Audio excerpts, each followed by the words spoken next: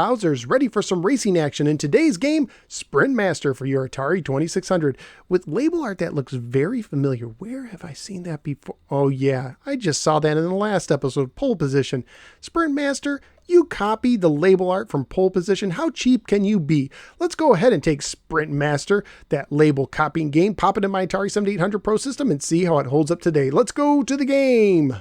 Sprint Master was published by Atari and carries a copyright year of 1988.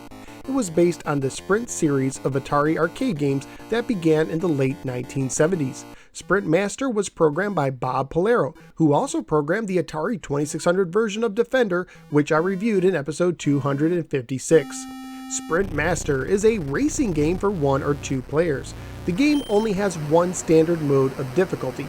However, according to the manual, you can make the game more difficult by placing your difficulty switch in the A position, which will cause your car to have less traction.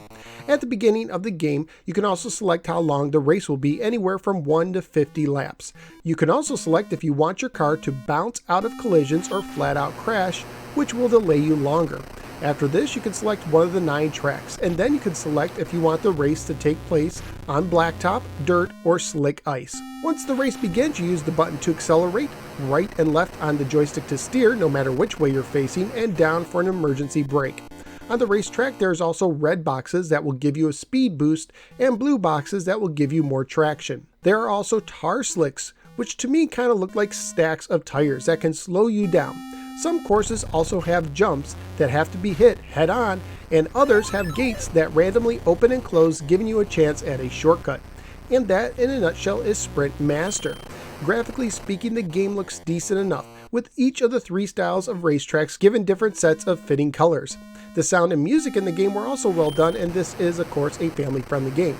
At the time of my research on eBay, loose copies were going for $7 to $8, however there were many unsold copies that were even less than that. And new copies were selling anywhere from $10 to $17, including shipping. So what did I think of Sprint Master? Well, it's interesting. At first, I didn't care for the game at all. For the most part, I found the controls a pain, as it was very easy to oversteer and end up off the track, sometimes in an area where your car seemed to get stuck for a while as your opponent raced by. But then when I put the difficulty switch in the A position, which is supposed to increase the difficulty, I ironically found my car easier to control.